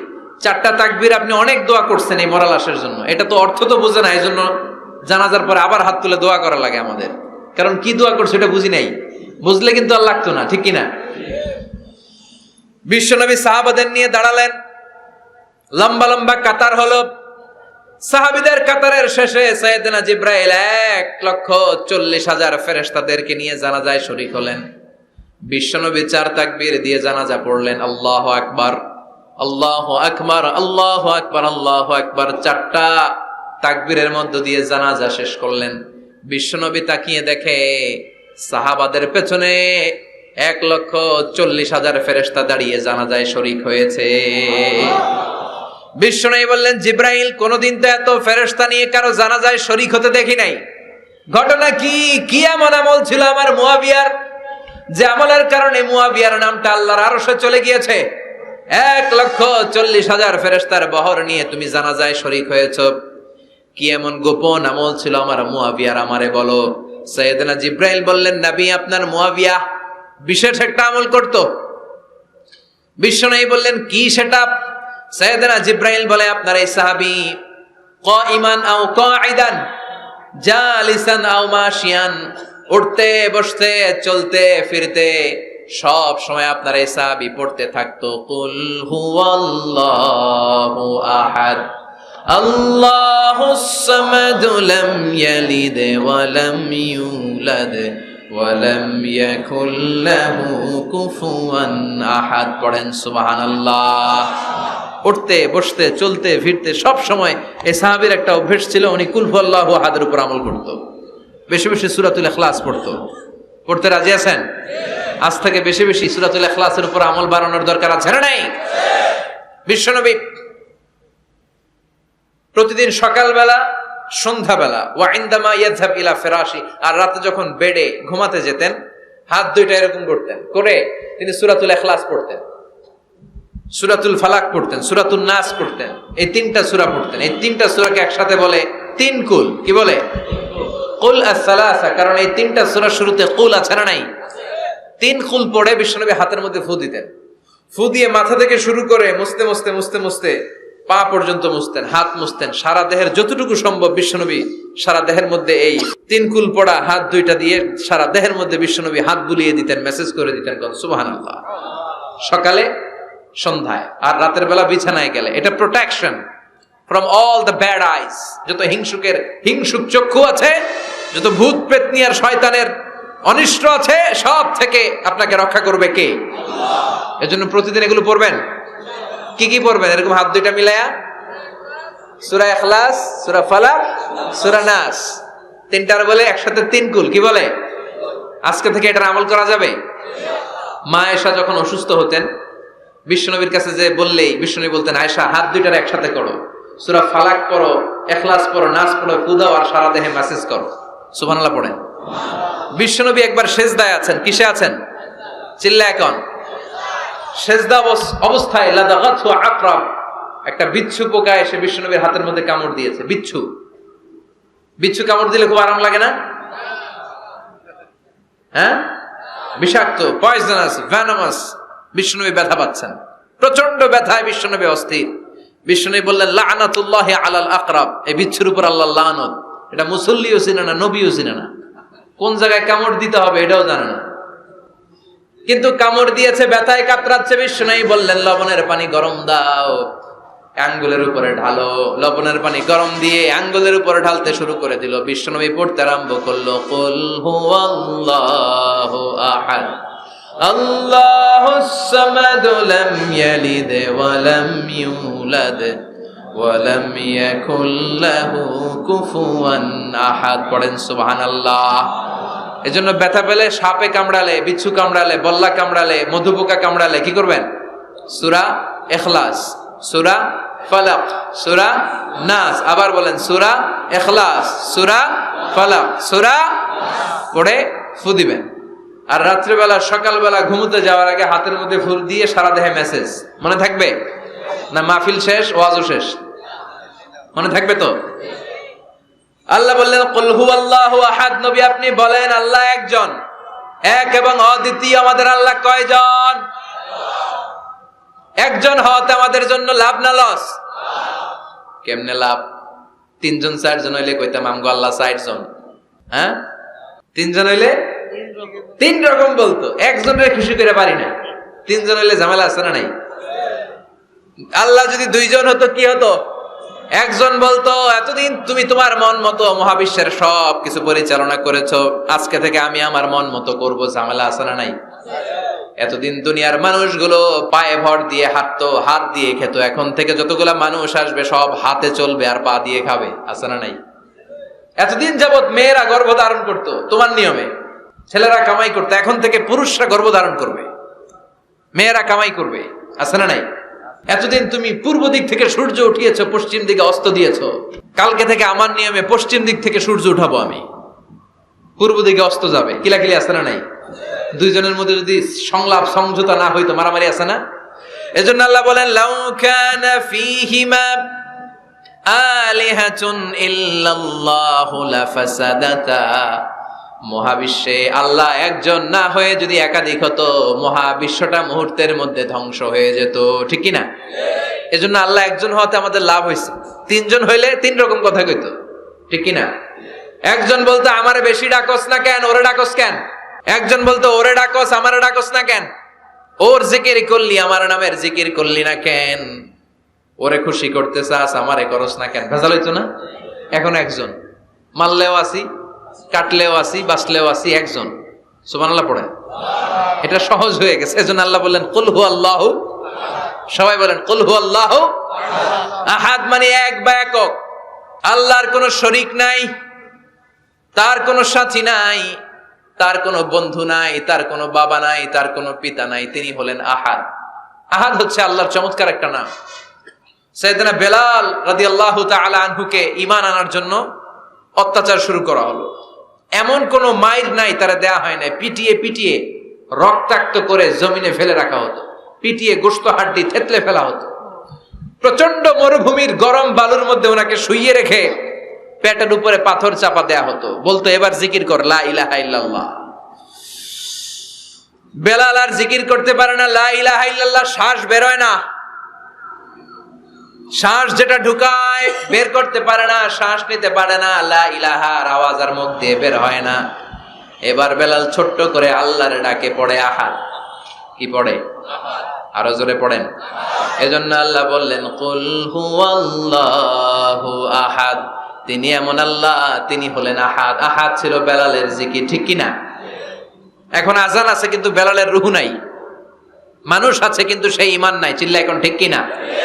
আজ সেই কোরআন আছে, হাদিস আছে, সেই ঈমান আরে মানুষ নে, সেই আলী হায়দারে উসমান নে। আজানের ধ্বনি আছে আগেরই মতোই, আজানের ধ্বনি আছে আগেরই মতোই, বেলালের সেই রূহ নেই, বেলালের সেই রূহ নেই। আজ সেই কোরআন আছে, হাদিস আছে, সেই ঈমান আর মানুষ নেই, সেই আলী হায়দারে উসমান নেই। ফলসফা আছে আগেরই মতোই, ফলসফা আছে আগেরই মতোই, গাজালির সেই তালকিন নেই, গাজালির সেই তালকিন নেই। আজ সেই কোরআন আছে, হাদিস আছে, সেই ঈমান আর মানুষ নেই, সেই আলী হায়দারে উসমান নেই। চিল্লায় বলেন ঠিক কিনা? আজান আছে, বেলালের রূপটা নাই। দর্শন শাস্ত্র আছে, লজিক আছে, মান্তিক আছে, ফলসফা আছে, কিন্তু গাজালির সেই তালকিন নাই। চিল্লায় এখন ঠিক কিনা? এজন্য আল্লাহ বললেন আমার নাম হলো আহাদ, কুল হুয়াল্লাহু আহাদ। এরপর আল্লাহ বললেন আল্লাহুস সামাদ, আমার নাম হলো সামাদ। ওনার নাম কি? সামাদ মানে অমুখাপেক্ষী, কাদিউল হাজাত, যিনি সবার চাহিদা পূরণ করে। তিনি কে? যিনি সবাইরে দেয়, কারো কাছ থেকে কিছু চায় না। তিনি কে? সবাই যার কাছে ঠেকা, যিনি কারো কাছে ঠেকা না। চিল্লায় বলেন তিনি কে? মা ইউসমাদু ইলাইহিল খালকু কুল্লু, যার দিকে গোটা পৃথিবী হাত পেতে ফরিয়াদ করে, যার দিকে পৃথিবীর সব সত্তা তাকিয়ে থাকে।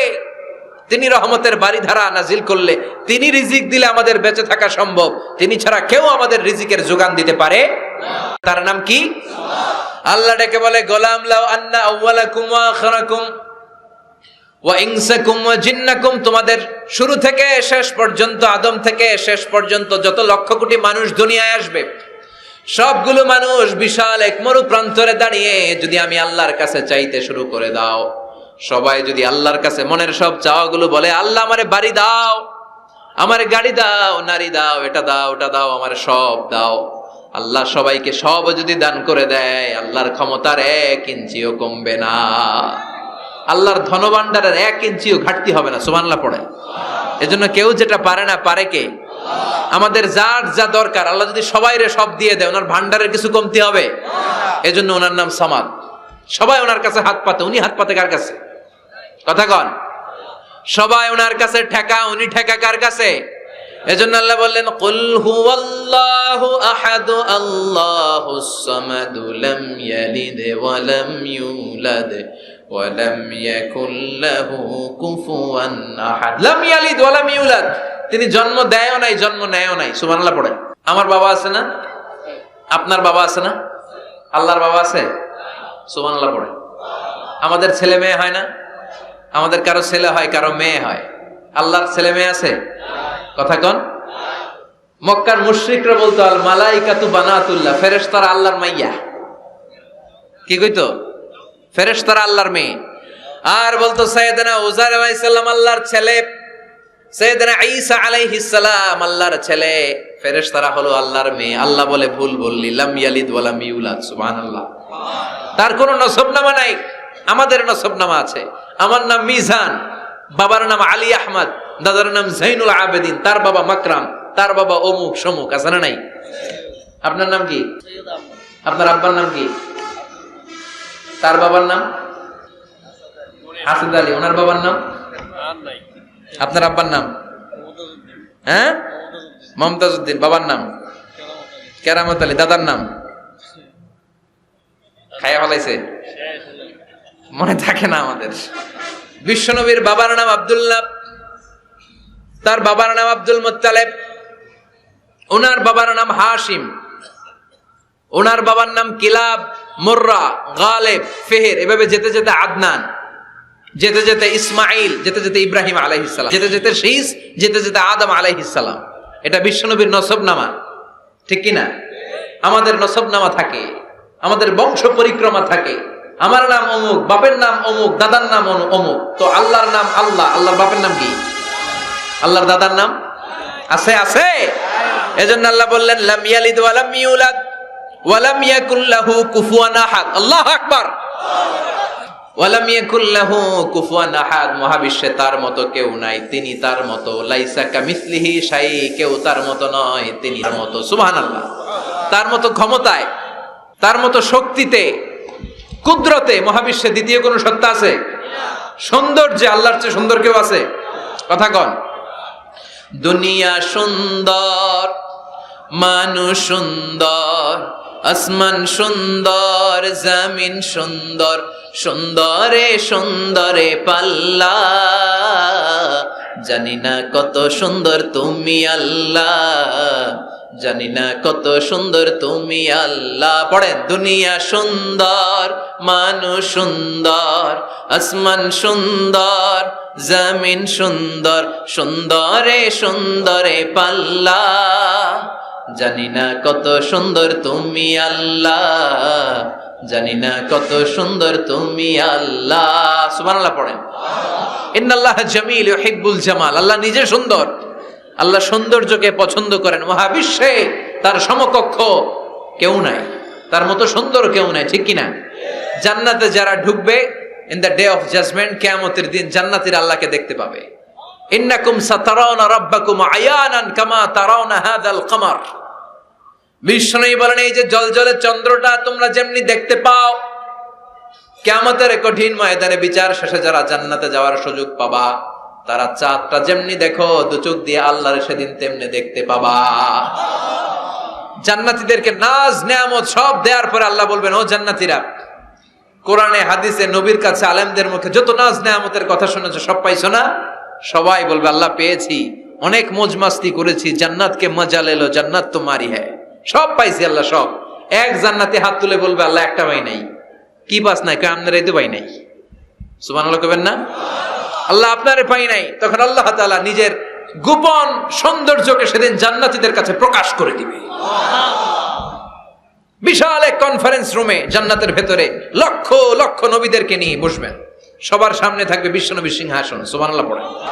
তারপরে অন্যান্য নবীরা, আল্লাহর ওলিরা, শাহিদরা, সালেহিনরা, মুমিন বান্দারা, আপনারা সবাই থাকবেন ওই দিন ইনশাআল্লাহ। কোন আল্লাহ তার নিজের সৌন্দর্য প্রকাশ করবেন জান্নাতীদের সামনে। লক্ষ লক্ষ কোটি কোটি জান্নাতীরা বসে থাকবে, আল্লাহ দেখাবেন ওনার সৌন্দর্য। 70,000 নূরের পর্দার কথা আমরা বলি, বর্ণনাটা দাঈফ, আসলে যে কত পর্দা আল্লাহই ভালো জানে। আমরা বলে থাকি 70,000। এই পর্দার অন্তরাল থেকে আল্লাহ তাআলা নূরের ঝলকানি একটু জান্নাতীদের দেখিয়ে দিবেন। উজুহু ইয়াউমা ইযিন নাযিরা ইলা রাব্বিহা নাযিরা, জান্নাতীরা পাগল হয়ে থাকবে আল্লাহর দেখার জন্য। আল্লাহ এক সেকেন্ডের ক্ষুদ্র ভাগ, এক মাইক্রো সেকেন্ড, এক মাইক্রো সেকেন্ডের 1000 ভাগ করলে এক ন্যানো সেকেন্ড, এক ন্যানো সেকেন্ডের জন্য আল্লাহ নূরের ঝলকটা জান্নাতীদের দেখিয়ে দিবেন। এক সেকেন্ডেরও কম সময় দেখাবেন, দেখিয়েই নাই, কিন্তু এক সেকেন্ডের জন্য কি যে এক ঝলক দেখলো জান্নাতীরা এরকম তাকায় থাকবে। এক তাকানোতে লক্ষ বছর কোটি বছর চলে যাবে, সামনে কিন্তু আল্লাহর নূর নাই। ওই যে 1 সেকেন্ড দেখাইছিল, পাগলের মতো তাকিয়েই থাকবে, লক্ষ কোটি বছর গুজরিয়ে যাবে। সুবহানাল্লাহ পড়েন। এজন্য সে আল্লাহ বললেন, কুল হুয়াল্লাহু আহাদ আল্লাহুস সামাদ লাম ইয়ালিদ ওয়া লাম ইউলাদ ওয়া লাম ইয়াকুল লাহু কুফুয়ান আহাদ। কুল হুয়াল্লাহু আহাদ। ও নবী, আপনি বলেন আমি এক, আমি অদ্বিতীয়, আমার শরীক নাই। আল্লাহ নামটা এত মজার নাম, দেখেন হাজার হাজার বছর ধরে এই মহাবিশ্বে যত আল্লাহর প্রিয় বান্দারা একটা নামের জিকির করে, নামটা কি? আল্লাহ। কি নাম? আল্লাহরে প্রাণ থেকে, হৃদয় থেকে একটা ডাক দেন, চিল্লায় পড়েন আল্লাহ। হৃদয় থেকে আল্লাহরে ডাকেন, পড়েন ইয়া আল্লাহ। হাজার বছর ডাকলেও পুরান লাগবে না, পুরাতন মনে হয় না, প্রতিদিনই নিত্য নৈমিত্তিক নামটারে নতুন মনে হয়, ঠিক কিনা? এজন্য আল্লাহ বললেন, হুয়াল আউয়ালু ওয়াল আখিরু ওয়াজ যাহিরু ওয়াল বাতিন ওয়া হুয়া বিকুল্লি শাইইন আলিম। প্রথমেও আমি, শেষেও আমি, গোপনেও আমি, প্রকাশ্যেও আমি, ঠিক কিনা?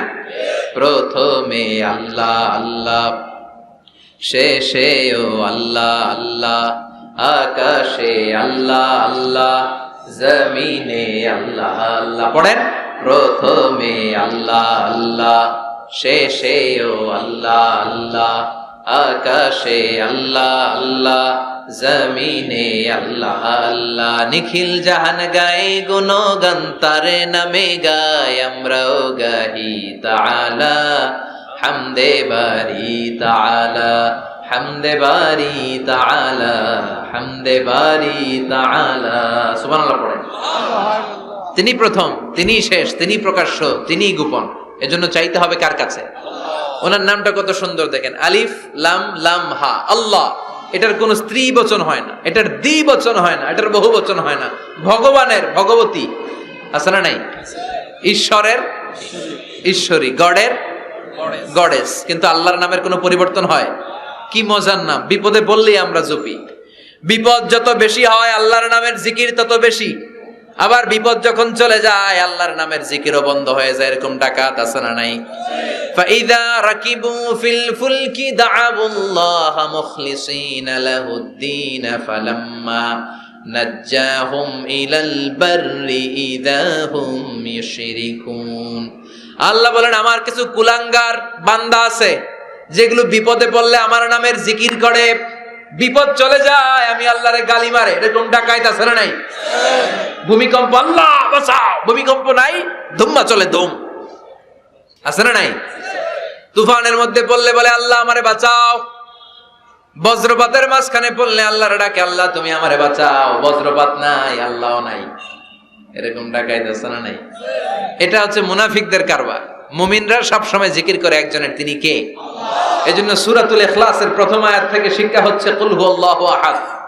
হে নবী, আপনি বলেন আল্লাহ একজন, আমরা একজনের কাছে চাবো।